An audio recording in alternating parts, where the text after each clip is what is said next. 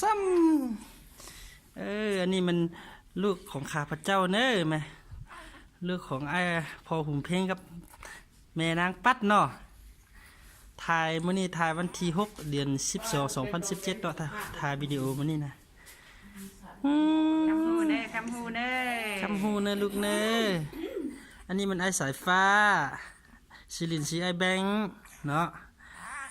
อันนี้มันนอกสายฝนชิลินชีบิวตี้มุดซื้ออย่างนี้แล้วจะจริงจ้า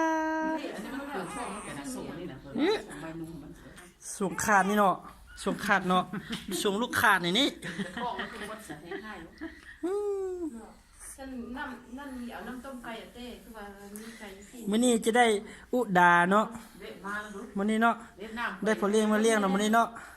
อีจังหน่อยก็สู้ขวัญเอาพอเลี้ยงมาเลี้ยงแล้วเนาะลุงเนาะ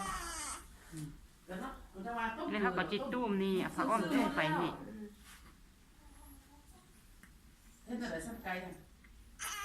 นี่ลูกสาวเนาะอันนี้ลูกชายลูกชายอยู่ตุดงุนคำฮู้แต่ว่าไอ้น่ะอันนี้แม่ยาเนาะแม่ยาเพิ่นลุกแต่บ้านเพิ่นมาเบิ่งเนาะอันนี้แม่ยา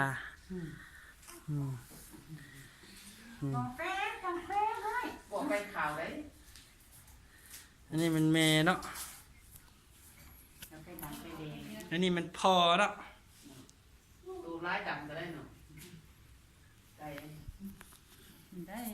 มันบ่เอาแต่อันโดนสดนั่นเบางามที่ว่าลูกอีพอน่ะมันงามว่านางเทพธิดานี่นางเทพธิดาเนาะอันนี้พระโอรสนี่พระโอรสนี่ขี้มุก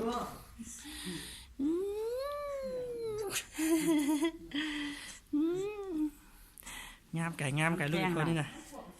ความแจ้งค่อยรู้ง่ายไก่บนหนึ่งง่ายนี่เนาะมือสุกเซนน่ะน้องไม่เนาะ